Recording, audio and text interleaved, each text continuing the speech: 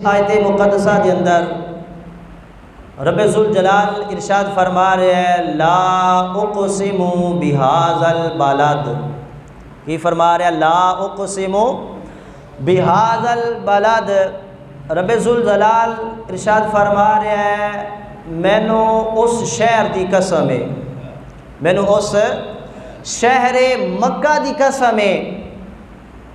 और मक्का की शान, मदीना मुनव्वरा की फजीलत रब्बुल जलाल ने बयान फरमाई, उसके प्यारे महबूब अलैहिस्सलाम ने बयान फरमाई। फरमाया मैनू उस शहर मक्का की कसम है।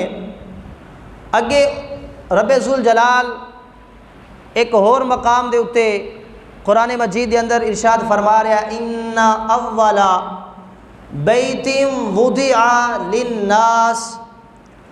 फरमाया बेशक सब तो पहला जेड़ा घर लोगों की इबादत के वास्ते बनाया गया, सब तो पहला घर जेड़ा लोगों की इबादत के वास्ते बनाया गया।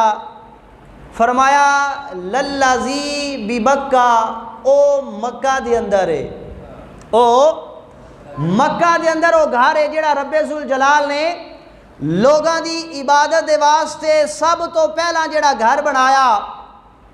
और फरमाया उस दे अंदर मुबारकम व हुदल लिल आलमीन। रब्बुल जलाल ने फरमाया उस दे अंदर मैं रब ने बरकत भी रखी है ते आलमीन दे वास्ते हिदायत भी रखी है। उस घर के अंदर अल्लाह ने मुबारकम व हुदल लिल आलमीन फरमाया, मैं रब ने उस घर के अंदर बरकत रखी है और आलमीन दे वास्ते हिदायत भी रखी है। और अगे फरमाया फी ही आयातुम बैयिनातुम मकाम इब्राहीम। रब्बुल जलाल ने फरमाया ओदे अंदर खुलियां निशानियां ने, और वो निशानी की है, फरमाया मकाम इब्राहीम है।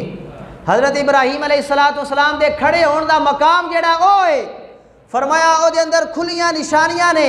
अगे मेरे मालिक ने इरशाद फरमाया, फरमाया जेड़ा उस घर के अंदर दाखिल हो जाएगा, की हो जाएगा, जेड़ा बंदा उस घर के अंदर वमन दाखलहु कान आमीना।